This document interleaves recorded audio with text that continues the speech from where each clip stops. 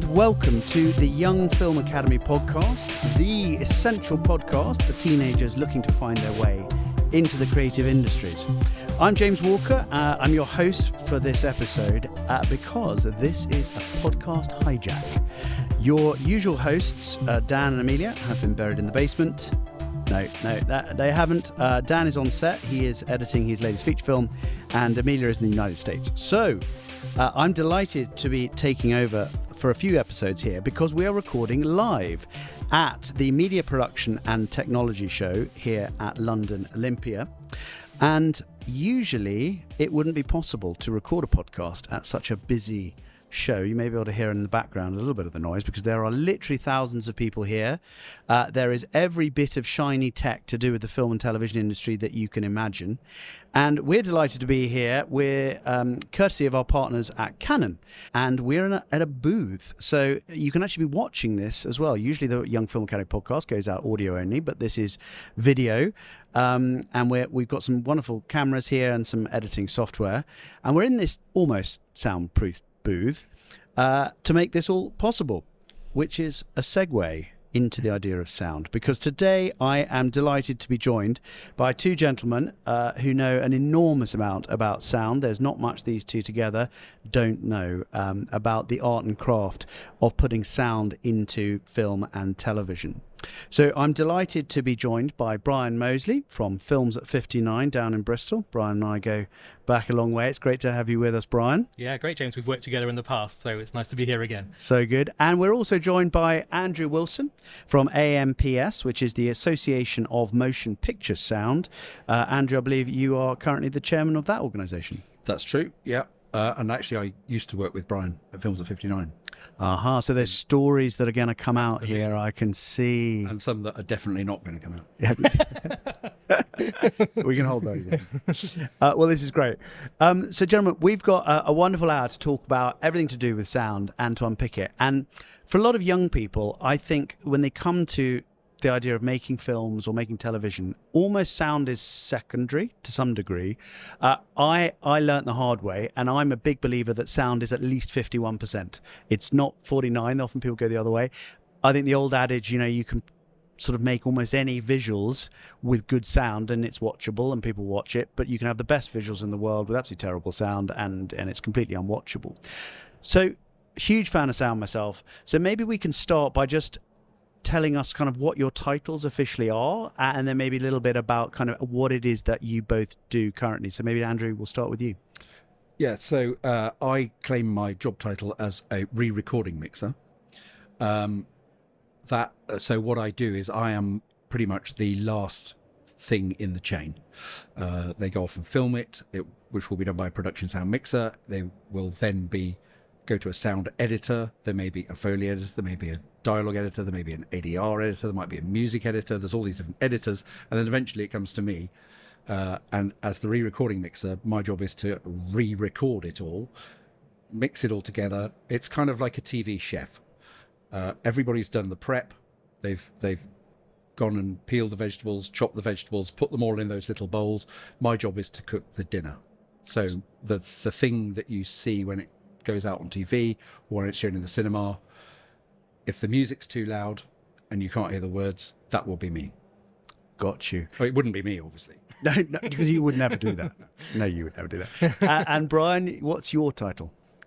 Officially, my title is dubbing mixer. It's exactly the same thing. It's a British term for the same role, essentially. They both come from the same thing. So, obviously, when sound was first recorded for films, it was recorded on location by a sound mixer. As a result, they earned the title sound mixer. It then has to go through the process afterwards of all the sound editing and creation, and then re-recording back to tape or film afterwards. Hence, re-recording mixer. The British decided to use the term dubbing mixer, dubbing to tape.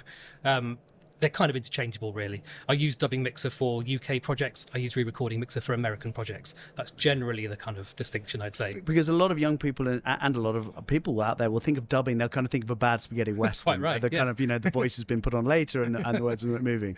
But it doesn't really mean that.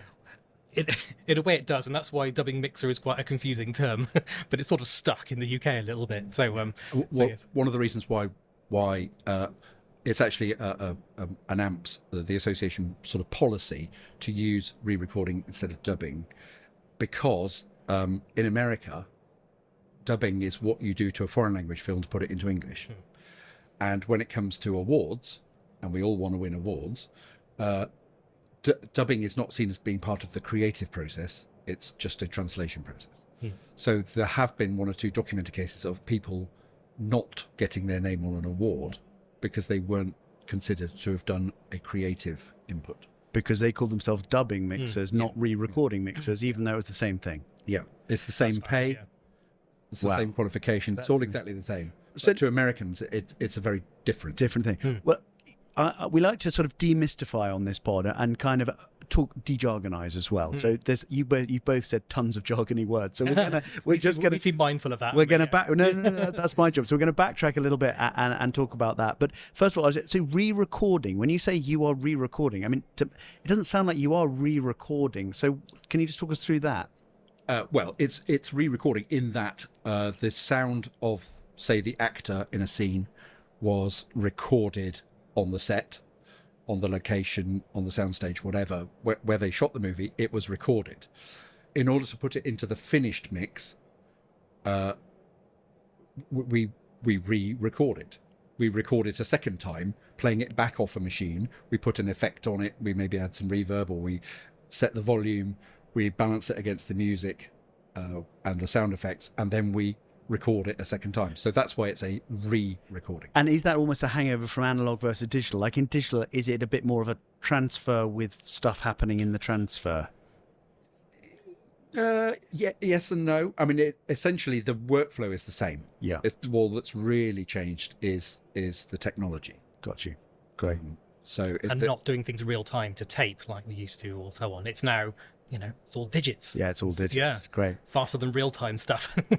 And so let's, I suppose, start with the journey of sound. I suppose let's try and break this down. So, because I know that actually you both have experience in natural history, which we're going to come to talk to, nature programs, David Attenborough stuff, wonderful. I love it. And we'll come to talk about that, but also drama on TV, short films, feature films.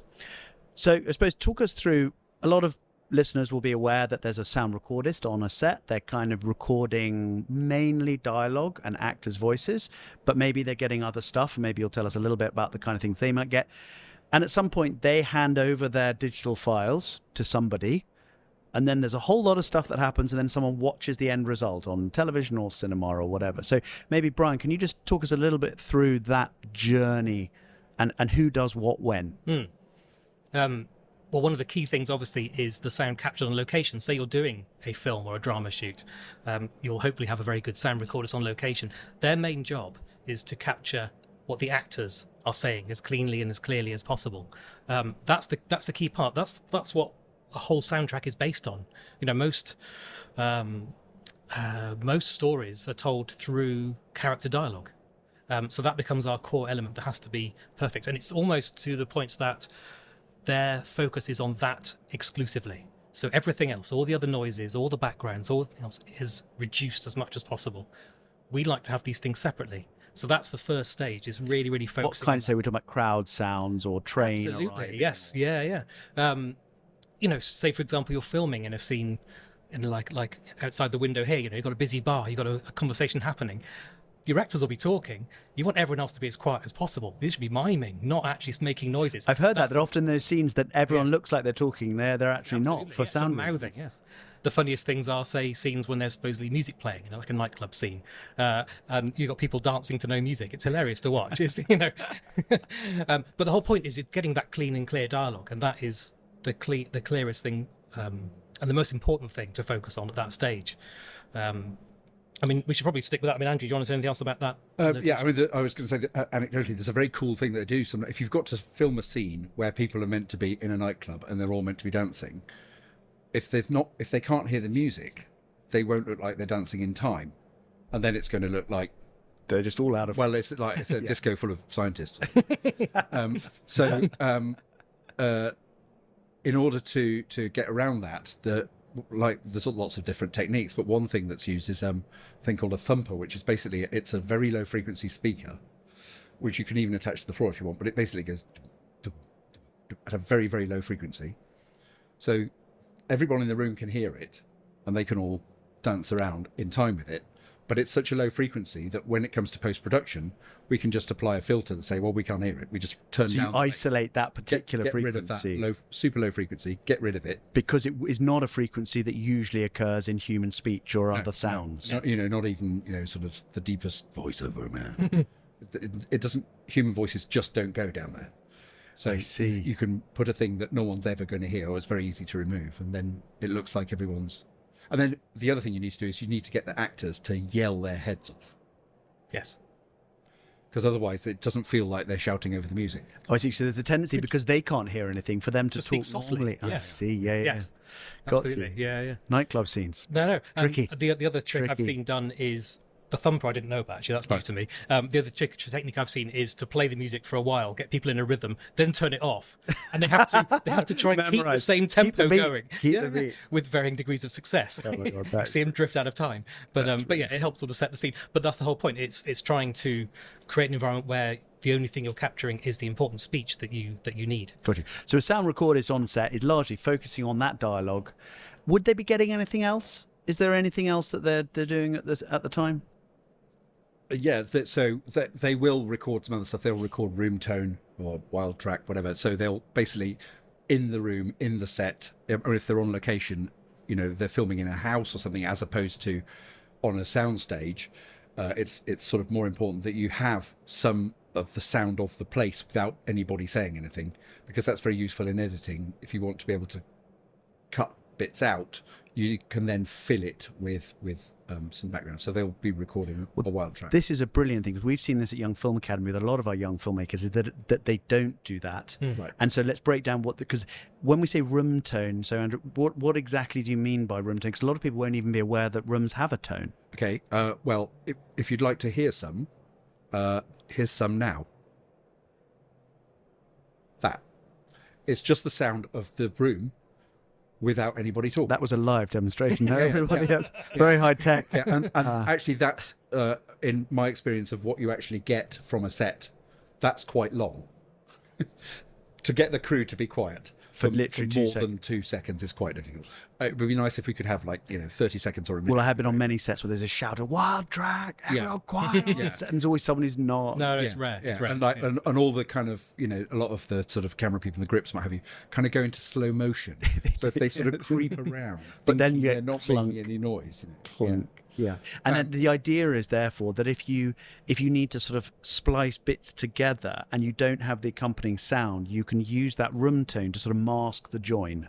Yeah. Exactly that. Yeah. If you want to, if someone's maybe run a sentence together a bit and you want to slightly space out the dialogue, for example, you need to, if you put nothing in the gaps, it'll sound like it's dropping out. So by filling it with the thing that's running in the background, you can.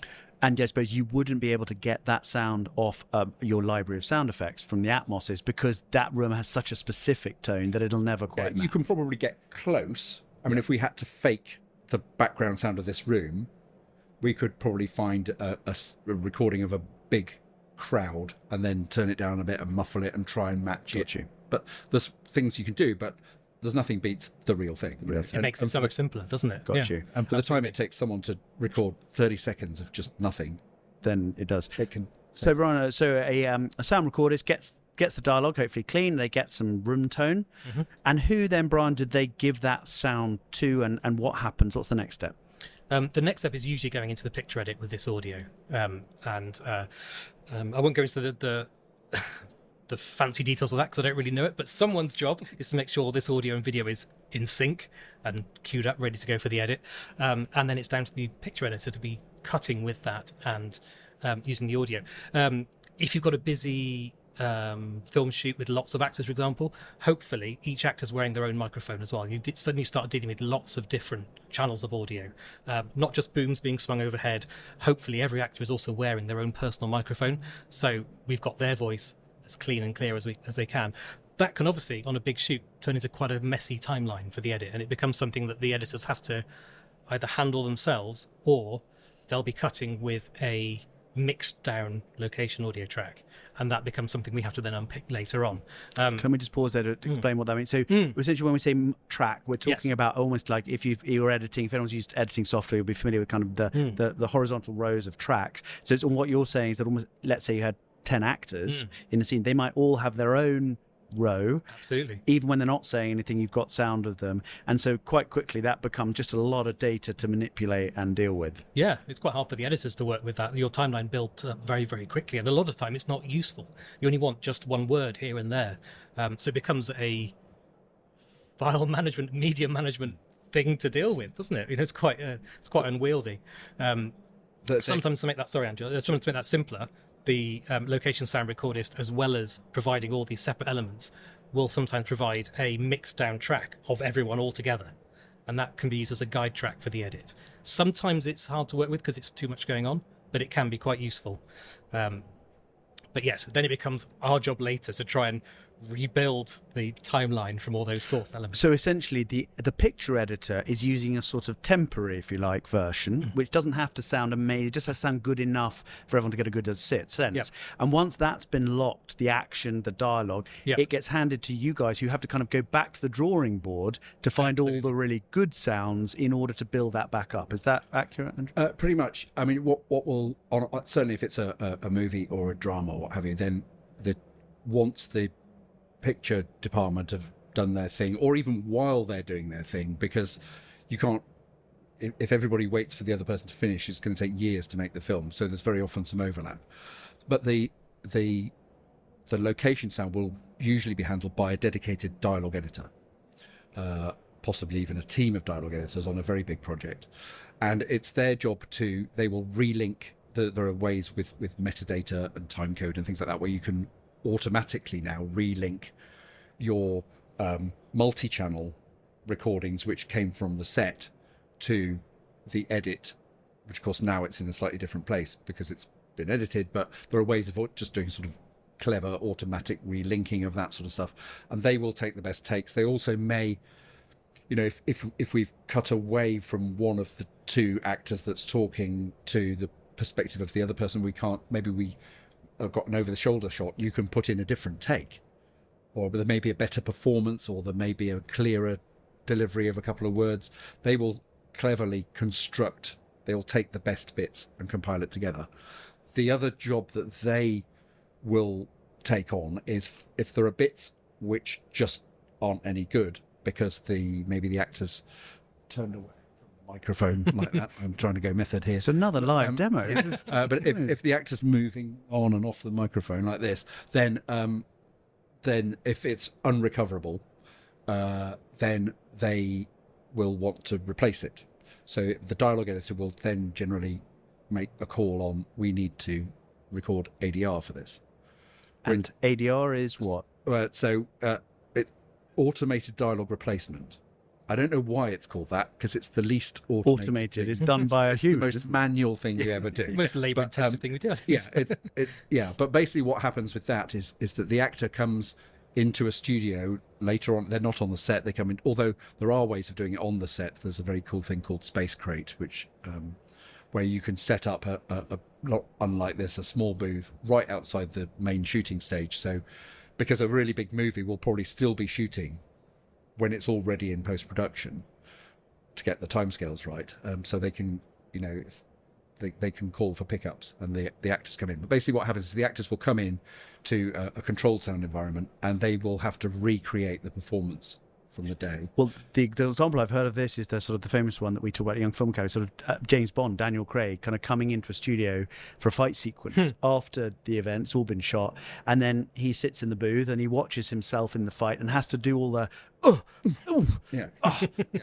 all that stuff. Yeah. So he basically does that for sort of 2.5 hours, and then goes home. Yeah, and gets paid. I mean, yeah, what's not to love? He's living the dream. I mean, ADR is an interesting thing because the actors are required to re-deliver the performance, but they're out of context. They don't have the other actors to act against. They don't have the costume. They don't.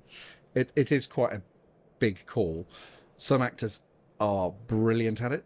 Some don't like doing it. So you've got all that. And you're only doing it when the sound from the set is sort of not good enough. Is that the idea, or would you do it anyway? Sometimes it's done to change the words. Gotcha. So they might, for example, they write the script, and when they put it together, they think, oh, blimey, this is long. So they want to cut it down, but they then might need someone to deliver a line differently, because the line that they shot on the location refers to a character that's now been cut out of the film. So if they're doing the line with, say, I'm sitting here in this podcast with Brian and James, and then Brian gets cut out of the thing. Sure. Sorry, Brian. Yeah, it's understandable. It might happen. I went 50-50. I chose him. Although I think this is live, so I don't need to cut Brian. But if we then cut him out, I would need to come in and redo the line saying, I'm sitting here doing this podcast with James, and you have to read that line. So sometimes they will have to do an ADR for. So there's performance ADR, or editorial or script ADR, and then there's also technical ADR. So it's technical if there was a problem with the sound on the location, whereas it's performance or editorial ADR if it's to change the content. Got you. So you've got now the sort of the dialogue elements. I understand it's complicated, multi-tracks. You're pulling out each individual actor's microphones. You're going back in. You've got hard drives full of all of this stuff. It's a nightmare of just looking after the data. But now you've got, for your film or whatever, you've got the dialogue essentially done. So Brian, are you then adding in other sounds from? And what is a sound designer? Is that you as well? Like, what's that element? Sound design is a term not used a huge amount in TV and film. It tends to be for someone who's done a lot of more creative sound from source. Sometimes known as a slightly pretentious term. We use sound editors as a term, and people tend to divide, certainly on things like dramas and films, into sort of separate roles. Andrew mentioned already there might be dialogue editors, sound effects editors, and so on. Maybe Foley editors. We'll get to that as well. But the idea, after we start with this clean, raw character dialogue, we then have to build the world up around it as well. So it's not that we want it to be quiet, we want it to be full of sound and full of life, but we want to be able to choose how much of each element, and that becomes key. It becomes a tool that you use as part of the storytelling as well. So we would probably first start by adding a bit like you hear now, background sounds. The sound someone's in a bar. Actually, we've got it clean. Now let's start filling it up with some background atmosphere. So now it sounds a bit fuller. And are you going into a bar and recording, or are you bringing that off a library of sound effects? Only if we're very good.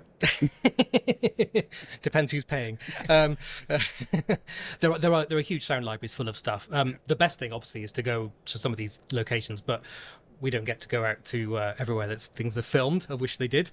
So yes, we're dipping into lots of sound libraries and archive recordings from previous shoots that have been used when they've captured stuff. And so, yeah, we'll start by creating this sort of base background, in a way almost neutral, not too much stuff going on. It is the sound of the environment that you're in, the sound of the room or the forest or the bar or whatever. Nothing too specific, just a very general background. And then into that, you then start building sounds for the actions within the scene. Maybe it's door slams or someone putting the glass on the table. Say we're in the bar, the sound of actually, we might add some more chatter, say that in that kind of situation, if there's more chatter in the bar, we might actually, in addition to the ADR settings, we might get actors back into a booth, sometimes background actors or what's the technical term? Crowd actors. People who'll come into the studios and they'll just ad lib burble and laughter and whatever else to bring a scene to life, and ad lib watching the film. Again, a different skill. Not many actors can do that. There are some people who do that. That's their job, which is amazing. It's the equivalent of at school, you got to say rhubarb. At the back of the school play, they just said, pretend you're talking. You just go rhubarb. But these guys come in and they create full backstories and interesting things. What a skill, full ad-libbing. Yeah, if you get some good actors in the room, you just say, okay, give us Crowded Bar. And they'll all just somehow organically make quite a good sound. And then you could say to them, can you make it more French? And they just make it more French or German or whatever you want to do, or you want to make it sound, we want it to sound more. I don't know. Is this, what part of town is this bar? Is it a pub? outside a football stadium, in which case you're going to have a certain type of people in there because they've all just come from the match, what have you? Or is it a trendy wine bar in the posh bit of town? Yeah, because you're enhancing that sense of place, aren't you, within the story? You know, if it's set in a particular area, you need to enhance that in the sound design. It's immersive the viewer in the same situation as well. It's creating an environment that means it's believable to them too. Yeah, totally. So you've got some of those sounds, and then I've heard terms like cloth. Maybe we talk about Foley, these kind of things. Maybe Andrew, take us through what are those? So there's a lot of stuff which you want to hear the sound, or we want to incorporate the sound of a thing within the film, but you to record it on the location will be impractical. It would, and the reason it makes it impractical is because it takes too much time, and time is money on a set. If you've got 180 people on a big movie set, you don't want to hold them all up because you want to adjust the microphone slightly so that you can hear the sound of the. It's more live. We're getting cloth here live again. So another live demo. So very often, a lot of that stuff we can record separately. Another example is if you're making a film where you've got a simple conversation between two people who are chatting in a kitchen while one of them is making a cup of tea. That's fine. You'll probably hear the sound of the kettle pouring and the stirring and the sugar going in and a bit of milk. You'll hear all those things as part of the performance. But the problem is if we're going to make some money out of this film, we need to sell it around the world. So if we're going to sell a version to other countries so that they can mix into their own language, then we need to send them a mix which doesn't contain the dialogue. But the problem is if we dump the dialogue off the tea making scene, we also lose all the sounds of the teacups. So interesting, of course. So what we do is we get a person... Sorry, just to clarify, because if you go to Japan, let's say, they're going to get Japanese actors to come into a studio to do an ADR. They're going to dub that and put it onto the mouths moving. So yes, you've lost all that location sound, more or less, has gone. So you're having to create everything. Yeah. So we recreate the sound of, pouring kettle. I mean, the kettle coming to a boil, that probably a sound effect from a library, but the spoon stirring it and all that kind of stuff, it's easier to do it in sync with what's on picture if you just get a cup, put some water in it, put a teaspoon in it, and watch get a the microphone guy and just move your hand at the same speed. That is called Foley. It's known as Foley after Mr. Foley, who was Arthur Foley, I think, wasn't it? Yeah, Jack Foley. Jack Foley. Sorry, who he worked at. Warner. I want to say Warner Brothers. I'm not sure on that, but he worked in the very early days of sound for movies, sort of back in the 1930s. He was the guy that would make all the sound effects, and so they'd be putting their film together and say, I can't hear that bit where she walks across the room. Oh, well, we'll need to get some footsteps, but people just say, we'll send that to Foley. And that's where because he did it for all the movies on the studio. He was the go-to guy. So Foley is a big deal, and there's a lot of Foley. And I've actually come to work with you, Brian, in a sort of Foley studio, and they're wonderful places because it's almost like a kid's dream. You've got these rooms full of all the things that you guys use. It's toys and tactile bits of things that you're creating. And I mean, it made me talk because I actually had some experience in radio and BBC World Service stuff, and back when I was a young person. And I remember when we did Crunching Through Snow, that was used with videotape. So they used to kind of string out loads of old videotape and then walk across the floor on that to get that kind of crunching of snow. And I remember coming to the room with you, Brian. There was the scene with kids where they put their hands up against rail, like sort of almost like grated railing, and you were getting that clinking sound as they did that, and so all that fun. So talk us through what kind of things might you be doing in a Foley, and what would you be using? Gosh, exactly that. I mean, it's you have to create so many different types of things, and it's dictated by the images, of course. But in that example, I think I remember that was like a school fence. Was that right? Yeah, yes, it was. Yeah, one of those mesh school fences. And we needed a detailed close-up sound for it, which wasn't on the location sound, of course. So one option is to go out and find a fence and slap your hands on it outside somewhere, or to try and recreate it using what we had to hand. And I can't quite remember what I did for that one, but it's quite likely there was a bale of chicken wire or something like that attached to a handful of metal. And the aim in the studio is to try and create something that, when it's in sync with the images, is believable. And it's not necessarily the same thing that you're seeing on screen, as long as it looks and feels right. It's sort of cinema real. Absolutely, yeah. It involves lateral thinking, and it's. I've got a great bit of a buzz phrase for that. In that, with any sound that you put into a film, it doesn't need to be the right sound. It needs to sound right. Oh, that's good. That's because again, we talk when we go into schools, Young Film Academy, and do a day of filmmaking with them. We talk about this. We touch on failure, and we talk about this with regard to punch sound effects. Yes. Because back in the day, in the old westerns and those things, I think there was the story that it used to be kind of almost like a cabbage that you cut in half, whack it with a rolling pin, and that kind of deep, bassy, crunchy sound was the sound of every punch you used to hear in the movies, which doesn't sound anything like the real sound, which is not that impressive. If you've ever seen a fight in a bar, it doesn't sound like much actually. Whereas in the movies, we want it to feel crunchy and impactful.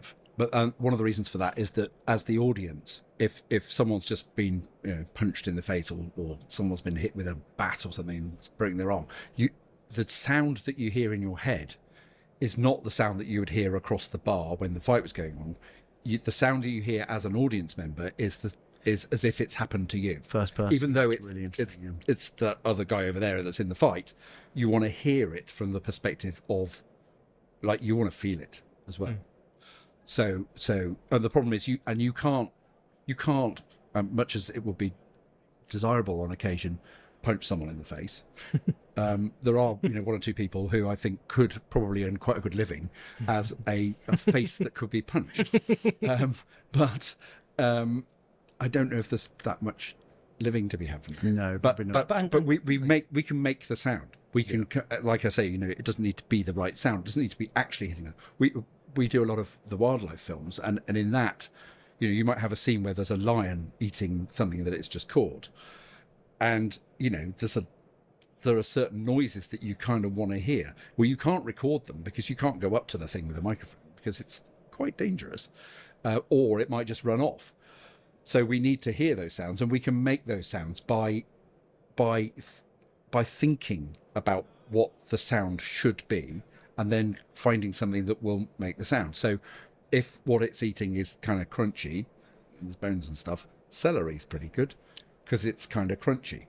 If it's squishy, then oranges are pretty good. Stick your thumb in an orange, squish it about, you get horrible, if you need it to sound like squelchy liver. Yeah. You don't want to get liver, it's like gross. But an orange makes the room smell nice, and you can eat it afterwards. And if you need to do like ripping flesh, an orange is your friend again, because if you pull the peel off it and you hear the pith tearing off the fruit, if you do that really close up to a microphone, and you can use the microphone to exaggerate sound. Microphones work like ears, so the closer you get to it, you get a very different feeling if I move to here and if I move to here, but I haven't changed how I'm speaking. And microphones do exactly the same thing with sound effects. So if I open this bottle of water here, you hear a certain sound, whereas if I do it here, it's much more exaggerated. And we could actually use this probably for some insects. Something else. Like some bug crawling across a... Well, I think this is a brilliant segue and a chance to do, we'll finish the journey of sound, but let's just take a kind of tangent, if we like, and go into the natural history stuff, because you've both worked on some of the biggest natural history shows going. So maybe let's start off by just giving us a sense, maybe start with the kind of shows, because you've worked with some of the Netflix stuff, BBC stuff. I've done, I started off at the BBC, but since then I've done them all. National Geographic, Discovery, Netflix, the Blue Planet. I did IMAX Blue Planet, Planet Earth, all the original ones, not the two. No one's ever made a film with two in it. Oh no, that's true. Terminator 2 was better than Terminator 1. Godfather 2. But most films with two in it. Jurassic Park 2? No. Well, can we then, because Blue Planet, I love Blue Planet. I'm a very watery person, and I love that. But because part of the thing when you're shooting natural history is that, first of all, you're often a long way from the animals, because by its very nature, you're on a long lens, and you can't be too close because you scare them away and all that stuff. So you're a long way away. So physically, you can't get any sound. So I'm guessing, and then, of course, underwater, that's a whole different kettle of fish. See what I did there? Yeah. And so... let's just talk a little bit about the challenge of working on something like Blue Planet, where you're getting, I would imagine, silent footage, and yet you need to create that sound of fish moving through the ocean or shoaling and all those amazing sequences of kind of, when the dolphins or the tuna are in or whatever it is. So give us a sense of what kind of things are you adding to those films to make it feel real to us, but I'm guessing it's probably mostly faked. When you say mostly, that's a slight under... That's undercooking it. Yeah. So I would say on... let's go artificial, maybe, rather than fake. Not even that. Not even that, no. No, the thing is, so what we're doing is storytelling. We're not trying to earn a PhD in what a dolphin sounds like. We are trying to tell the story of the dolphin and where it lives, or the tuna, or the shark, or the killer whale, or whatever it is, even if it's just a crab or just an amoeba. It doesn't matter. I mean, you can't record an amoeba. They don't make microphones that small, and they don't wear shirts, so you've got nothing to clip it onto. They're hard work. Amoebas are difficult. It's a market. And also, it kind of looks like animation. So we're going to have to just... And going back to what I said earlier, it doesn't have to be the right sound. It has to sound right. So, but if you watch you watch a jellyfish swimming, it's this sort of weird pumping thing as it sort of wobbles its way through the sea. But you can imagine what that sound might be. In your head, you just think, well, it's going to be kind of, I don't know. I mean, and you just, then you go and find you make it, or how? Sometimes, I mean, there is no greater tool available to you than your own voice. But the worst thing you can do is have it sound like it's your own voice. I mean, you can make a million noises. You can go, can we do all these boom, boom? I mean, like you get these guys that beatbox and stuff. They can make amazing noises. I'm not going to try and do that. I'm far too old. But the human voice is an amazing starting point, but the worst thing is if you see a jellyfish swimming by and you can hear someone going... That's Andrew Wilson. I'm pretty sure that's Andrew Wilson. Yeah, that's just going to be awful. Because what you want... You can affect the voice, I suppose, to you can affect it, yeah, but the chances are you might have that as an element in there, but you're also going to add other stuff. You're going to add some water movements. You could maybe do a Foley pass where you swirl water. Or you could maybe blow air through water. I mean, there's lots of things you can do. You can try stuff, but with experience, you quite quickly get... It might not be water. You might want to use something... Well, the sound I'm thinking is that often when you get those shoaling fish, those amazing shoals, and then you get those shots of one of the predatory fish kind of rushing at them, and you get that very sort of almost silvery motion of all the fish going as they move. Yeah. What are you physically using to do that? Have you done one of those, Brian? Or? Yeah, quite a few. You mentioned tape earlier, magnetic tape. Yeah. One thing I've done is a handful of that sort of thin magnetic tape in the water, shushing it around to the surface. You get all that brightness shashing around. But actually put it in the water. On the surface, and then you can do sort of dynamic moves towards the mic, a bit like Andrew's doing it in a way. The T-Rex arms are really... The T-Rex arms. I'm short of space here. And I've done things like pouring from a bag of sugar into the water to get that kind of pouring sound. So that kind of... Yeah, sugar has that lovely kind of cascading, tinkling. Something like that, with sugar or rice. I can't remember which one it was. I think it was rice, actually. Dry rice. But yes, it had that sort of thing. But yeah, tinkly stuff. Little bits of sound design, I guess. But yes, you're playing with... And I suppose, so you get your bag of sugar, you pour it into the water, you record it, you put it against the shoaling fish, and you sometimes look at it and think, that sucks. Yeah. And sometimes you go... It's part of the process, though. It's a collaborative process. You're always, I've spent years working as a Foley artist as well as a mixer now, and as part of being a Foley artist, you're working with someone recording you, and you're a team, and they're going, actually, no, that didn't really work. That sounded a bit like... too much like pouring sugar into water. That's rubbish. Try something else instead, and you experiment until you get the right thing. God, how fascinating! And I suppose this does bring in this, because I know we all want authenticity. In an era where we don't know what we're watching, especially now with AI, and what are we watching and how real is it? What, Andrew, do you feel about the kind of the ethics? Because I mean, viewers, when they watch Planet Earth or they watch Blue Planet or these wonderful nature programs made by the BBC or Netflix or others, they think it's real. Do you know what I mean? And so some young people or any listener listening to this might be going, I can't believe it. It's Andrew Wilson with a bag of sugar doing this, Well, so again, we have to remember that we're storytelling, and we're also trying to sort of inform and educate, but essentially we are telling a story. We are imparting some information. I've got a good example. So thousands of years ago, I worked on a BBC series called Trials of Life, and there was a sequence in that which was the first time that the BBC had ever shown footage of a thing which you've probably seen killer whales swim out of the sea, land themselves on the beach, and grab sea lions to take them out to sea and eat. And it's pretty dramatic. And what we saw in that sequence, which was about 7 minutes long, was like these huge 5-ton things coming out of the surf. You know, imagine being on like Bournemouth Beach and then this thing the size of like 2 Range Rovers comes out of the sea, grabs you and swims you off with. It's pretty dramatic. But what we saw in that 7-minute sequence was over 2 weeks of behaviour, all condensed down. And also it was shot on long lenses. It was shot with the camera off speed. I mean, water films, they nearly always film with the camera off speed, because if you're off speed in slow motion in some way. Well, maybe not full slow motion, but if you're making a film which is maybe 25 frames a second, you might actually run the camera at 30, 32, so that when you play it back, it basically stops the boat being as wobbly, which makes it less nauseating. It looks slightly more dramatic, doesn't it? It looks slightly more dramatic. Yeah. I think it looks a little bit bigger if you slow it down a little bit. But anyway, so we've got all this action of these gigantic creatures coming out of the sea and grabbing other ones, and it's all very dramatic. And it's entirely mute. There is no sound. We did actually have a real recording of a killer whale coming out of the sea and hitting the beach. And it was kind of like some sea wash with a bit of a crunch. It sounded like Miss Marple had fallen over on the Rectory Drive. It wasn't a big dramatic thing. So we set about making some sounds, and we put all sorts of stuff in there.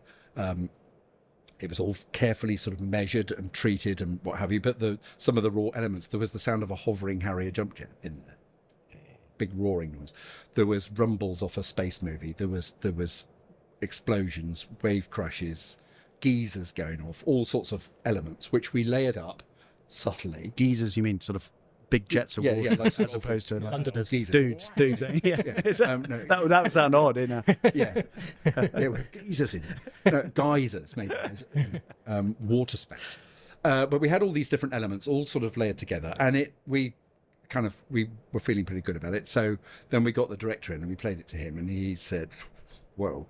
And he said, look, Paul, who filmed this, he was in the canteen round at the BBC this morning. I'm going to give him a call. Can you play it to him if I bring him up here? Yeah, sure.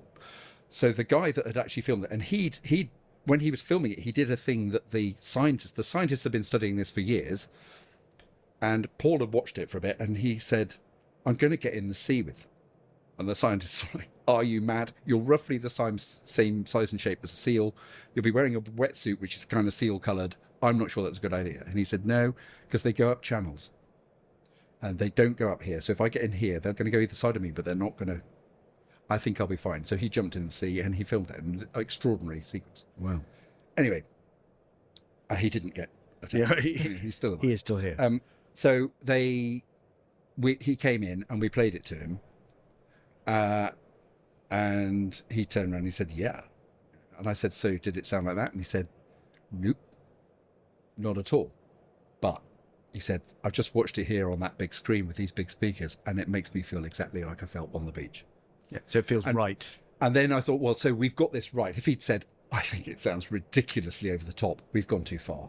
If he said, yeah, it's good, but it doesn't take me back there. It doesn't give me the drama. But the fact that he said that this made him feel like he felt when he was on the beach made me think that if someone is sat at home watching TV, eating their microwave lasagna, and this is come on, and they go, whoa, and kind of shout through to the other room, hey, you've got to come and see this, and what we're getting at, that's a rather long anecdote to get to a point, but the point that we're trying to sell here is that there wasn't any real sound in that, but the experience of watching the, if you like, audio visual presentation, the cinematic experience, or the filmic experience to the audience, is as close as they're going to get to feeling like they've been there. Yeah, absolutely. And I think whether we're doing wildlife films or animation or drama or documentaries or even the news, that's the most important thing. You've got to, if people buy into it, if people believe it's real, and they want to believe it's real, people will watch all sorts of stuff which obviously isn't real.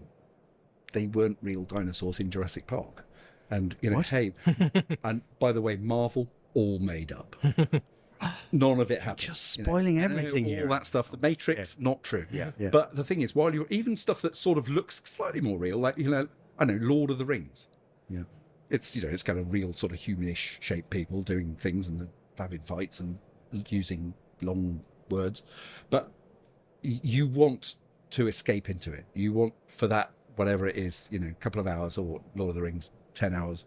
It felt like it went. Well, I think you've absolutely summed it up. It's not about using the right sounds; it's making it sound right. Yeah. And I think that's absolutely a brilliantly pithy way of summarising what you do there. I do want to add one thing to that. Yeah. Though. So one of the reasons I'm here at the Media Production Show is I'm doing a talk tomorrow, and one of the points of discussion about that is about authenticity in natural history sound. And so far we've talked about how we create it and fake it and make it out of nothing. We talked about the stuff that's fun and part storytelling, but the authenticity still has to be there. And so even on those shoots where it's very difficult to capture sound, say you're out filming lions, say from a long lens, you've got a camera person sat in a Land Rover and you're filming them half a mile away, and you get these beautiful close-up images of them eating, like Andrew was saying, and you as the viewer, you want to be there alongside them as if you were right where the camera perspective is. We want to recreate that as accurately as possible. And so if there are like lion roars and so on, we're not faking that. I'm not going in the booth and pretending to be a lion. We're using real lions. I wish you would, Brian. No, rubbish at it. We are using real animal sounds. It might not necessarily be that lion. Yes, we've got a session one in. No, you've got a lion in for ADR. Yeah, absolutely. I'd love to have for that. I think it's called ADR. It's good. It's good. That's what you do with pirates. That's the pirate one. Absolutely. But something we're doing increasingly more now is we are working with scientists on location and working with them, getting recordings they've done, and we're doing a lot of feedback. So we're sending stuff to them, and they're saying, "Oh no, that's actually the sound you use there is a 1-year-old, and actually it's a 2-year-old cut," that kind of thing. Well, I was going to say, you must have had times where you've done something, and almost someone who really knows, so naturalist looks and goes, "I'm sorry, those penguins, you've used the sound of a king penguin, whereas Absolutely. This is We're striving to be as accurate as possible, down to it's not just the sound of a squawk, it's what it means as well. I mean, some animals have languages, the lions, not lions, elephants have a huge range of calls that mean different things in different environments. They communicate to each other, and ones that we can't even hear because they're subsonic. Wow. They're such low frequencies we can't hear them, but they're all chatting away. Yeah. Wow. Yeah. So we have to be using the right things for the right environment. We can't have the sound of an elephant trumpeting when they're relaxed, for example, because it's not distressed. One's a distressed noise, one's a... But to what extent do you, Brian, have to be the expert on that, or do you work with a kind of consultant you'll get in and sort of they'll say, no, sorry, that's the wrong sound for this thing, like, because you can't know all of that, can you? I mean, I've not been on these shoots at all. I've been doing this 20 years now, more than 20 years, so I'm learning a lot of this stuff on the job. I defer most of those decisions to the production teams themselves, the wildlife filmmakers we're working with. They're the ones who've been out for 6 months, say, filming this particular pride of lions, for example, and they know them. They recognise their voices, so it's getting them to give us direction and feedback, and with researchers and scientists on location as well, to make sure that we are as accurate as we can be. And then, of course, we add the fun stuff as well, like the munching and the whatever else, to make it seem more real to the viewer. But at its heart, it has to have that authenticity. So, except there's the one that I particularly love is when they do the slow motion of like plants growing, and often they do the slow motion of like a kind of an insect eating plant when it kind of eats it, and there's all those sticky, sort of squelchy kind of growing sounds. Like, what kind of thing would you be using, Andrew, if you were like, what am I actually hearing when I hear those kind of time lapses? What am I? Gaffer tape. This is so good. Lots of fruit and veg. Gaffer tape through. You get a big ball of gaffer tape, roll it up. You can do all sorts of stuff with that, and then you're performing it. There is a fine line, and I think there's been a trend in a lot of natural history filmmaking in recent years to go too far with the sound design. I think sometimes it's like, oh, come on. I'd agree with that. Some of the effects that we're being asked to provide, it's like, yeah, but it's I don't buy it. I want to feel like if I'm watching a time lapse of a tulips growing or something, I want to actually, you can hear tulips growing. You can hear rhubarb growing. Can you? There are recordings of it. Yeah, and there are places they grow a lot of rhubarb in somewhere north. I can't remember where it is, Yorkshire, I think. Well, listeners, go out and find a patch of rhubarb. I'm sure if you search on... There's people thinking we're search mad. YouTube, you can find recordings of rhubarb growing, because it grows so fast that it actually makes a little crackling noise. Wow. It's crazy. But I do think there is a trend at the moment for wanting to overly sound design it, because you've got a Hans Zimmer soundtrack going on to it, right? That's a battle in itself. Discussion. Because and well, we could do another hour on the amount of music that's in natural history films, or I could also do it in one sentence. There's too much. I'd like to have a lot less, because I'd like to be able to sell more. What I don't get is I don't get a sense of the place. I want to feel like I know where these animals live and how they live. And a lot of that can be told by the sounds of their environment, the sounds of the things around them, the sounds of the things they do. Yes, when you get the sort of chameleon strike, I don't know if you've seen, but a chameleon's got this like ridiculous tongue that's longer than its own body that kind of flies out, grabs a bug. It's actually got a gripping thing on the end of its tongue, grabs the bug, and then crunches it up. And we're going to make some sound for that. Even it might be a as the thing comes out, and there's going to be crunchy bug. Like, what might you use? Again, I love this. If it's not gaffer tape, what are you using for a chameleon tongue? I don't know. I mean, anything squelchy. Something squelchy. Yeah. Basically, it's all gaffer. Although I know with you guys that you have certain things that you just reuse over and over in different ways, right? It sounds like gaffer tape is one of them. The thing with the chameleon tongue shot is, because it's a very, very fast action, we don't know how much they've slowed it down by. So we can't have a generic thing. We also can't do slow motion sound, can you? That's a really interesting, because slow motion sound, have you ever done that? And there might be listeners, if you slow anything down, it just goes... because it lowers the frequency somehow. So actually, when you're working with a lot of slow motion in natural history, how do you have to think about the sound, Brian, with regard to that? It's about making it authentic to what we'd expect. So even the slow-mo stuff has to be right. One thing that's really tricky for us sometimes is the tendency for slow motion bird song. If you see a bird doing slow motion stuff, we can't have a slow down quack. It has to be the real sound, but it has to sync up. So someone has to go through and basically lip sync a bird of a real speed recording to a slow-mo image, because otherwise it would sound so wrong. It's meticulous and quite painful, to be honest. But it's... And in fact, very, very slowed down birds is one of the sound elements that was used for dinosaurs in Jurassic Park. It's true. Is that right? Yeah. If you slow them right down, they take, instead of being, you get this kind of... It's a whole different world. So you can use those elements to kind of create new things. And that was reinforcing the idea that, dinosaurs turned into birds. We've recently... worked on a series, 2 series in fact, called Prehistoric Planet for Apple TV. Again, it's like a dinosaur series. I don't know if you've seen it, but it was made in conjunction with BBC NHU, and the brief was, make it look like a wildlife film.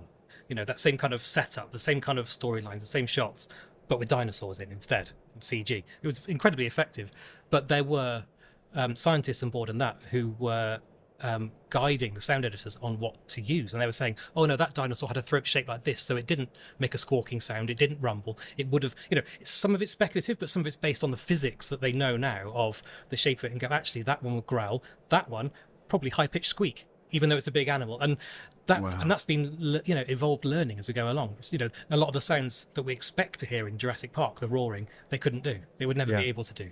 A T-Rex couldn't roar. I think that's the thing, that talking to anybody with such knowledge like you guys, you realise how, as a viewer, you just, you don't know any of this is going on. You just think you're listening to the sound of the thing, and actually all of this thought has gone into it. It's fascinating. Now, I have to ask you about David Attenborough, because he is an absolute, a doyen of this industry. He is a personal hero of mine.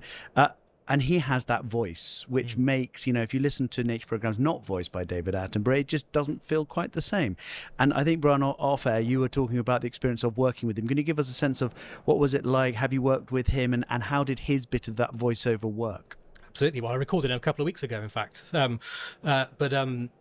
Historically, he's an amazing voice artist, as you know. He is naturally a storyteller. That's where his... that's his USP. He's not only a great naturalist and a fascinating human, he's an amazing storyteller.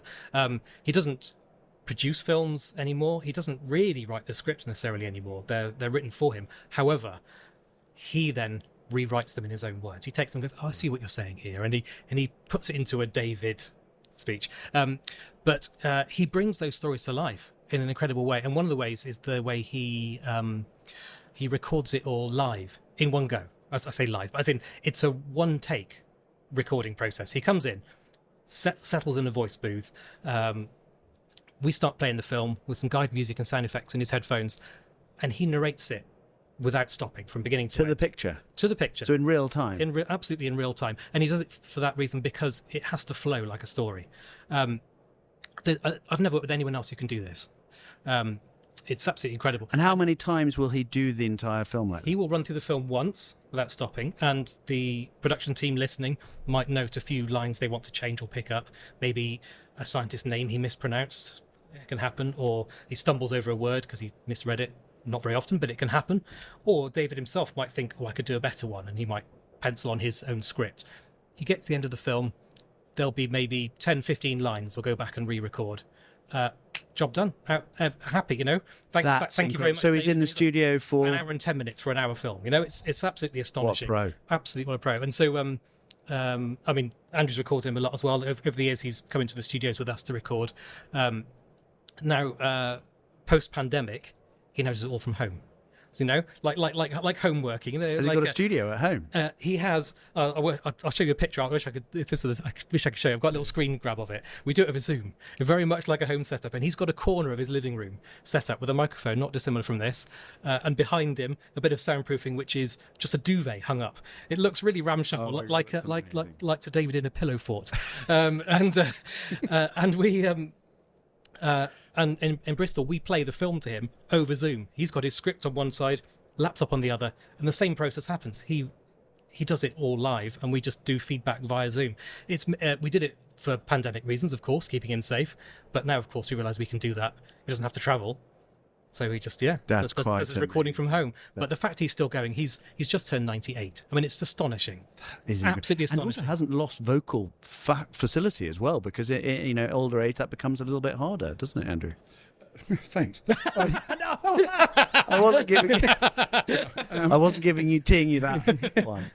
No, I mean, people's voice does change it. I mean, if you find some of the recordings of David from the 1950s and 60s, he sounds like a very different young man. His accent has changed, doesn't it? Yeah. I mean, but everybody spoke, or everybody that was on the BBC in those days spoke clipped.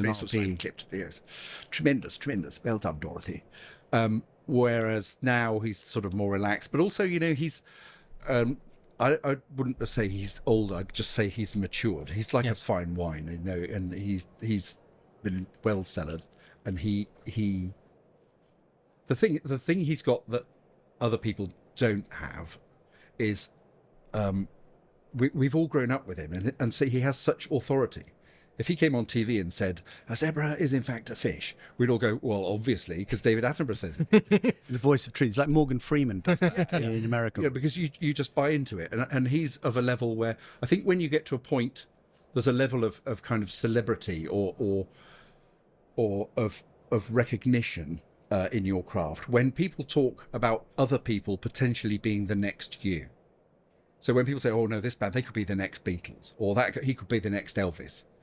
And when people say, oh, so-and-so could be the next David Attenborough, that's when you're in a very exclusive club to be someone that other people say could be the next one of. And he is absolutely that. And I don't think anyone could be. There won't be another one. He's so unique. Yeah. His knowledge and passion and his history of working TV. Of course, he used to be controller of BBC One and so on. Well, that's right. So he has a real managerial experience. So he understands it from the top. And his mind's so sharp. And his encyclopedic knowledge of stuff. Even there'll be scripts that have been written by the production team, have been vetted by scientists.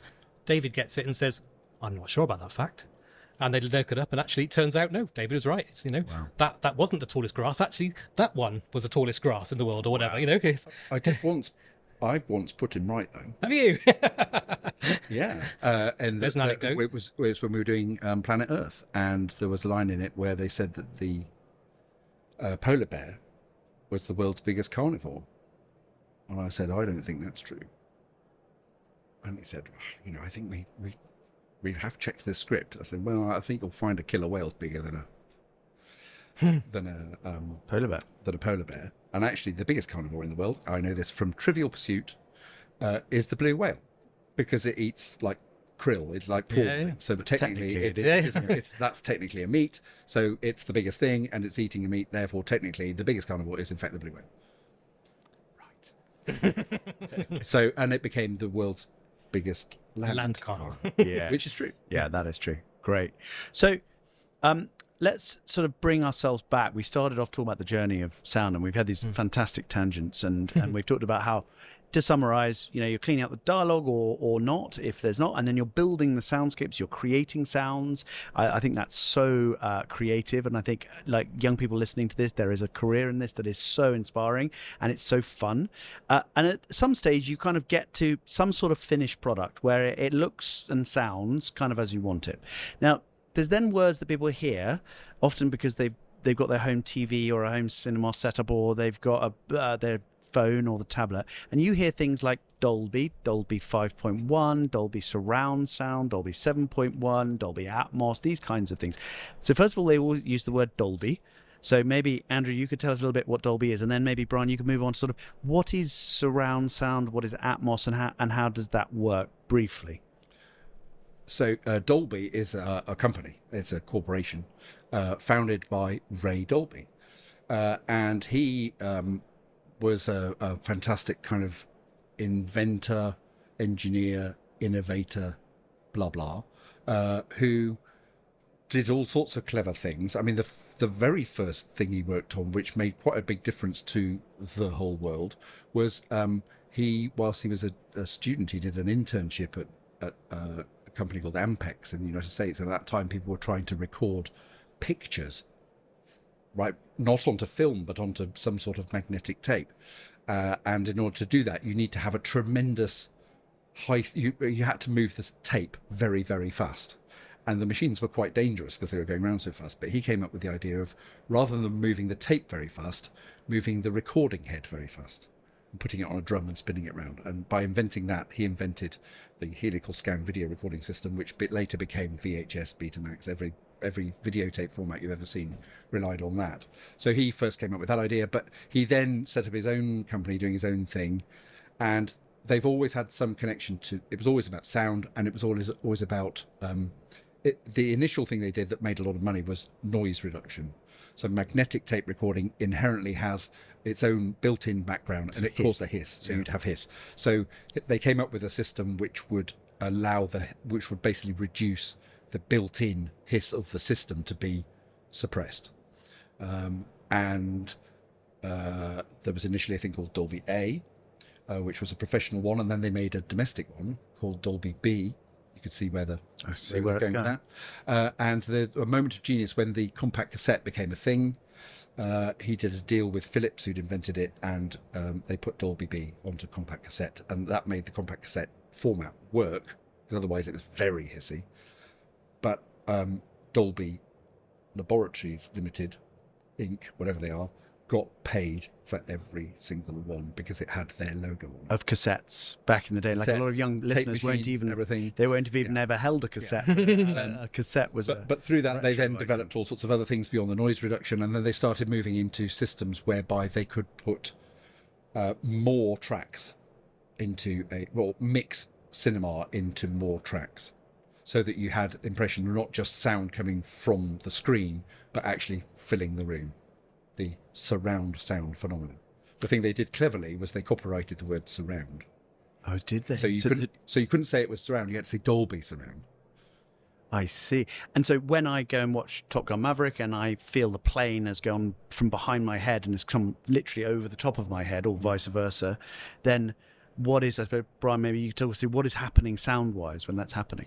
Absolutely. Well, Andrew has already said this is to do with multi-channels. So rather than just stereo that most people are familiar with, left and right channels, we're now talking about maybe 6 channels, which would be our traditional surround, or 5.1, and you would have speakers placed around the room. There'd be 3 across the front, 1 center speaker behind the screen for sound to anchor it to the screen. Dialogue usually is in the middle there. That's what anchoring the sound to the image.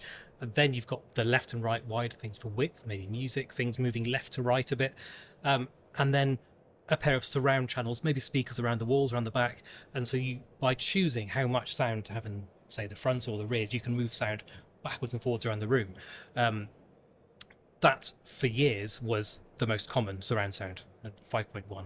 Obviously that's developed further into, I'm not going to bore you with terminology, but 7.1, 9.1, Dolby Atmos is the big. But 7 and 9 just refers to more speakers. More speakers, basically. more channels, more speakers, absolutely. Because I sat in the room, I remember being in Bristol Inner Cinema when we were mixing together, Brian, and you made a sound sort of do a thing where it was like a magic trick. It sort of started after and went, shot over my head, and it's so exciting, that sound, moving sound around physically in the room. So, and Dolby Atmos, is it doing that? What's it doing? It's without getting too technical, it's doing that, but with much more precision, more channels. The thing that's limiting about those earlier surround channels, channel-based surround formats, it relies on the replay environment, the cinema or the home viewer, having exactly the same number of channels and exactly the same number of speakers. Which is speakers, for it to work. Yes, absolutely. To experience that at home, you have to have the same 6 channels and speakers behind you. I mean, I don't have that set up at home. Many people don't. Yep. And so, and the same thing for cinema going larger as well. How do you make films more immersive, more three-dimensional? You would have increasing number of channels, and you want sound speakers in the ceilings overhead, so you can have things moving up and down and flying overhead. So it works really well in a 3D environment in the cinema, but you come into the situation of someone's got a sound bar maybe, or a TV, but just sort of to explain why we end up in the situation of using it now is that you could mix an environment that, say, had 22 surround channels, for example, and it'd be amazingly immersive, but then you want to take it to a cinema that doesn't have that. What do you do? So you then have to create separate mixes for every different environment, which is quite difficult to do. So the sort of the takeaway really for Dolby Atmos, I'm not going to go talk about the technicalities, but the idea being, here is one mix created in a format that can replay in different environments with different speaker setups and replay equally well. So I could do a mix in my studio, for example, which is 9.1.4. Not going to explain that, but anyway, but I could take that and replay it in a cinema with many more channels, and it would fill those. Or you could take the same mix and play it at home with someone who only has stereo or a soundbar, or maybe 5.1, and it would recreate a mix. One ring to rule them all. Exactly. That's why it's been adopted for home entertainment a lot now, as well as just cinema. Is it becomes something that translates across lots of different replay environments. Wow. But yes, to talk anymore would go into too much technicality, and I don't want to do that. Yeah, that's great. So I suppose as we come to close this out, can we sort of let's do a bit of time travel back? Hopefully there'll be some young listeners out there who've listened to this and go, do you know what? I've never really thought of making a career in sound editing, sound re-recording, sound dubbing. Those would be different words for the same thing. And they're interested. We talk at Young Film Academy a lot how there's no one path, into the industry. Everyone's got a different story. So maybe could you just share, maybe Andrew, you could kick us off. Like, how did you find your way into this? What were you doing at teenage years and beyond that led you into this, or not? Well, I it was never my plan. I was obsessed by music, pop music, what have you, at the time, and at that time there was a lot of very exciting stuff going on musically. Punk rock was a thing, and early electronic music was a thing, and heavy metal was starting to appear, and reggae was suddenly on the scene, and we still had disco, and prog rock was kind of hanging on in there, and there was just all this different stuff going on, even like novelty records. It was musically a very, very vibrant time, and I thought this was all really exciting. My favourite radio programme was John Peel on Radio 1, and I just thought, well, if I just join the BBC in the sound department, obviously I'll work on the John Peel show. Because the mind of a sort of 16, 17-year-old boy isn't great. It's a messy place, I'm sure you remember. So that's what I set out to do. I did get into the BBC after a couple of goes. I didn't go to university. I'm not saying that you shouldn't go to university. I didn't. So what age were you when you joined the BBC? 18. 18. Yeah. I was so young that they actually paid me to go home and see my mum and dad every week. Not that I did, but I took the money. I went to see my mates, but and I never did get to work on the John Peel show. I was once in the same lift as John Peel, but that's as close as I got. But they sent me to Bristol, and we did. It was like an apprenticeship, and I did radio studios, radio outside broadcast, TV studios, TV outside broadcasts, and only in Bristol they also did film sound dubbing.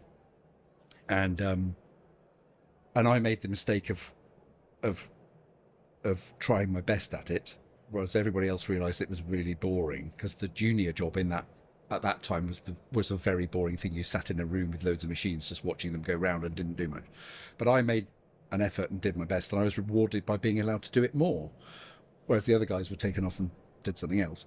But I found I quite enjoyed it. And once I started actually sort of mixing and getting a bit more hands-on, a bit more creative, I really enjoyed it. I got on with the people, and fortunately I found out I was reasonably good at it. And so it evolved, and it was probably, sort of 4 or 5 years. Also, there was a thing happening around that time where the technology shifted from analog film to the early digital things, and I was at the right point on that trajectory to suddenly go, whoa, look at this, I can make that work. And the kind of the older boys were like, I'm not sure about that thing, I'm hoping to retire soon, I don't want to have to learn it looks complicated. So I kind of got a bit lucky there.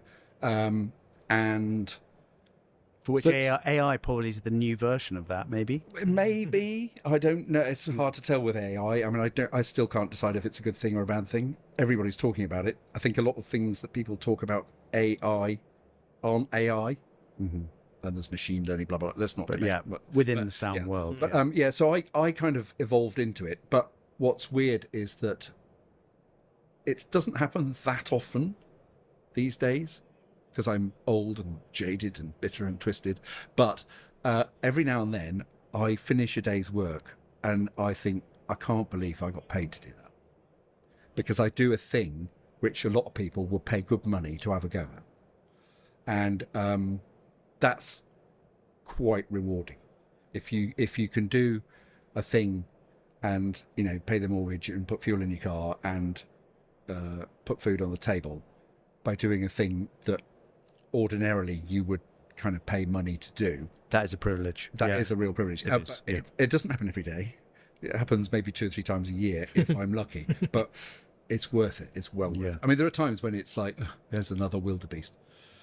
But I suppose what I'm hearing is, this is a story we've heard from so many of our guests, is this sense of, I call it almost like pebble by pebble. It's very few people have a nice sense of a journey when they first start. They don't know where they're going, they don't know how it's going to end up, but you just, once you follow one pebble or one opportunity, something else presents it from that one, you go to that one, and then something else opens up to that one, and it's almost, when you look back, you see a shape, but at the time it doesn't feel like a shape. You're just trying to take the opportunities as they present themselves, I suppose. And I mean, I also had a couple of people very early on in my career who I don't know whether they weren't exactly mentor, or one was a mentor, one was just a facilitator, but there were people who I can recognize who did a thing that made a difference. I mean, one in particular, when I was at school, they hadn't really invented work experience, but a very, very nice man who my parents met at a dinner party, who happened to work at Television Centre, said, well, he can come and spend a day with me. So I spent a day at Television Centre working on Top of the Pops, watching people making Top of the Pops. And I was blown away. And that one day, a spark was lit. And I knew, then that's the point at which I suddenly knew, I want to join the BBC. I want to do this thing in sound. That suddenly, it was all very exciting. Well, I think we see that at Young Film Academy. If you get young people onto film sets or in that environment, which is a team doing something under pressure, that, some don't like it. They go, no, but actually a lot of young people go, wow, this is something I would really love to do. And it's not easy. And also, it's, so now, now I'm at the other end of the time scale. It's super rewarding that, I want that. I mean, the guy that lit that spark for me was a man called Ken. I met him for one day in my whole life, but he lit a spark, and now I kind of have a thing, I want to be other people's Ken. I want to, if I can light that not spark. In a Barbie sense though. No, I'm not, definitely not like that. I'd need a lot of fake tan and a lot of waxing, but and every now and then, I come across people who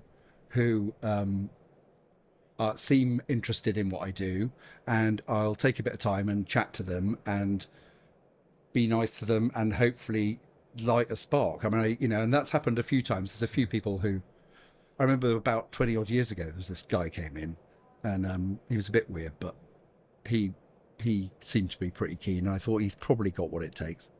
That's Brian. There he is. Boy done good. Yeah. Good. But it is very rewarding. When I see people who Because you've been doing this a long time and you still enjoy it, right? Mm-hmm. Yeah. Mostly. Well, Brian, what was your journey into it? What were you doing as a teenager apart from jacking cars and things? I was far too well behaved for that. No, similar to Andrew, it's not something I planned, in that same sense. And I think probably the first sort of spark for me was when I was at school. It would have been maybe GCSE age. I was doing what were we doing? It was in English lessons. We were studying Macbeth, and so we were split into groups and had to in groups do different scenes of Macbeth. This is going to go somewhere, believe me. And one of the roles I had to play Banquo, as he appeared as a ghost to Macbeth. And so I was discussing with the teacher how to make this work that didn't look stupid. And he introduced me to the idea of Pepper's Ghost, which is a lighting trick, an old theatrical lighting trick, possibly Victorian era, I think it was. It was creating the illusion of a character appearing on stage by having the actor below the stage and a couple of panes of glass at 45 degrees, one above stage, one below, dim the lighting on the stage, boost the lighting below the stage, and then they appear like an apparition. You can make them appear and disappear. Very, very cool old trick. He told me that, and I thought, I want to do this. So I tried to do the same thing with hiding behind a curtain and a sheet of perspex and a light. Marginally successful. I mean, there was an attempt was made, but I went to a lot of effort to try and make the lighting work for this. As a result, which I loved, I thought it was great fun. As a result, I got asked to do lighting for everyone else's pieces as well, and that turned into something I did for the rest of my school years. I became the lighting guy. I was the school stage manager for the last 2 years. I lit the shows, rock concerts, and so on, and that was what I wanted to do. I discovered a thing that in those last 2 years when I was a stage manager, I had a purpose, and it was a skill, and I was getting compliments on it, and I thought, great, I want to pursue being a lighting designer. So I went, again, not to university, I went to drama school to study lighting, sound, and technical theatre, because that was what I wanted to do. And it was while I was there, I discovered all the other things, like I suppose, like you find with the Young Film Academy, you don't learn one role, you learn all the roles. So same with that training, I had to do stage management, I had to do lighting and photography and prop making and carpentry and all the roles that are part in putting on a show. And I left that training torn. I could have gone for lighting, sound, or prop making. They were my three favourites, and it was a case of whoever offered me a job first, almost, and it happened exactly like that. I was during my graduation show, I was lighting that, but and it was the Bristol Old Vic Theatre, and I was approached by a director who's working there just to do a studio show, do some sound on that, and it was amazing because it was a show, quite a simple show, but he was a director who wanted every scene to have a soundscape, like an environment. It just doesn't normally happen in theatre. It happens in film all the time, but he wanted it to be like that. So I was creating soundscapes for this thing, and I loved it. And I saw that it was a really neglected side of the whole industry. Like you said earlier, people think very visually. Certainly in theatre, sound is very, very neglected. And I thought, I could make a mark here. Absolutely. Well, we see that actually at Young Film Academy. A lot of students come, and when maybe they've never worked with sound, and they do, and some really love it. And we always say, if you do, because there's slightly less people trying to some degree, it can make their progression. Absolutely. And I was very fortunate because on the back of doing that one show, the theatre then offered me a temporary position as the sound designer at the Bristol Old Vic, which was, it was covering for someone who was leaving, and the next person they'd chosen was on tour and be joining for 6 months. So they said, you did a good job. Do you fancy doing the role? I was 19. I was way out of my depth. But I did Fake it till you make it. Absolutely. I did it for a little while. The team were very supportive. Love it. But I quite quickly realised that theatre sound is neglected kind of for a reason. And I had that one amazing show, and then I had 6 months of just sort of sitting in a box at the back, just occasionally playing a doorbell sound effect off a CD, going, wow, actually, this is not very exciting at all, to be honest. I wasn't getting any creative satisfaction out of it. And it was during that time that I started sort of asking around. And I think I got in touch with my tutors and said, I'm really enjoying this, but I'm finding this a bit boring. And she put me in touch with Andrew here. And I didn't know at that point this job existed. And Andrew kindly let me come and sit in and watch him work. And I think the first thing I saw you do was an animation of some kind. I can't quite remember exactly what it was. It was a short, and possibly it might have been a commercial, but it was animation anyway. And I was blown away. Suddenly, I saw that you're given a film with no sound, and the whole soundscape is built from the ground up, and you're creating this world. I love that. Yeah, it's absolutely love that. So so we've gone full circle, guys. We've got the mentor. We've got that. Yeah. So this is brilliant. So just to wrap us up, let's time travel back, Andrew. We are going back to your teenage self, and you're going to be able to whisper one piece of advice in your teenage years. What would it be? Only one is quite difficult. There's a combination of factors. I would say believe in yourself. Also, understand that you don't know it all. I've been doing it for over 40 years, and I still don't know it all. It can be useful in a mixed situation because I know a bit more than everybody else in the room, but I don't know it all. So we're always all learning. The day that you think you know it all is the day you should pack it in. So it would be those things. But by saying believe, I mean, if you have a dream, if it's the thing you want to do, go with it. And don't be afraid to suffer a bit in the early days.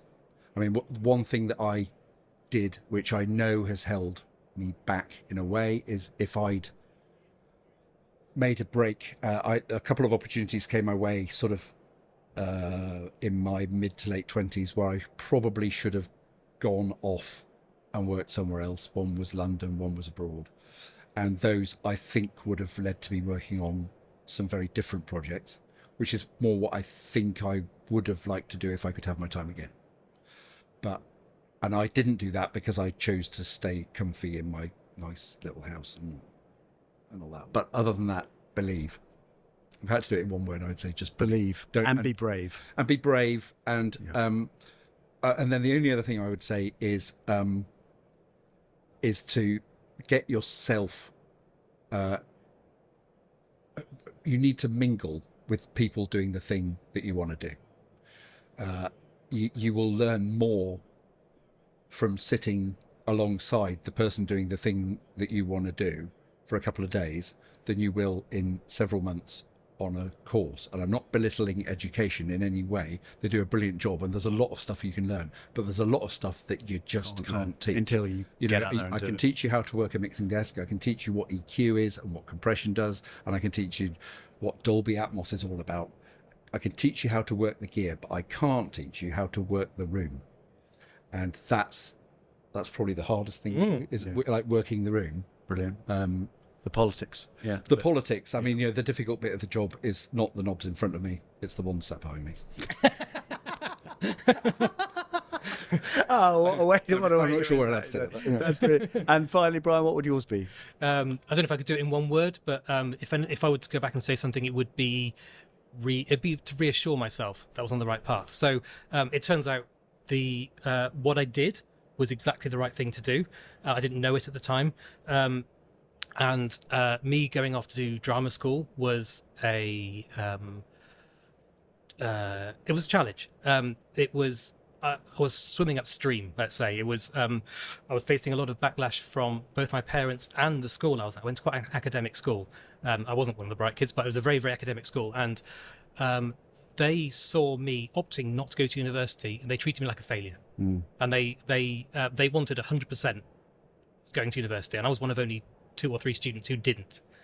And they drummed it into me that I was making a huge mistake. I was quite, I was possibly going to go and do physics or something like that. I was quite good at it, surprisingly, but my heart wasn't in it. My heart was in the creative side. But there was a lot of pushback from both of them saying, you're making a mistake. And I sort of stuck to my guns, but it wasn't easy. And part of the reason was it was financially difficult. At the time when I would have gone to university, fees were paid for by the government. Wouldn't that be nice? But I chose to go to a private fee-paying school. and I didn't come from a rich background. So at the time, it was like £9,000 a year fees. But in the 90s, that's a huge amount of money. I didn't come from a wealthy family, so and I didn't have that money. So it took me. I managed to get funding from charitable organisations to pay for some of my fees. I borrowed stuff from a bank through career development loans. It took a lot of work, and the whole time I was being talked out of it. Yeah. And I stuck with it, and I'm so pleased I did. But it's sticking to your guns and finding a way. So it's going back and just saying, stick with it. This is right. Stick with it. Because there are many times when I nearly stopped. Yeah. And follow your heart in some ways, and that's a great message. And persistence. Well, guys, thank you so much. What a joy this has been. It's been wonderful to have you on. Thank you for sharing your experience. Hopefully that this has lit the spark for some others to follow in your footsteps, both of you. This has been a real joy. Look forward to seeing you on the next one. Thanks so much, guys. Thank you very much.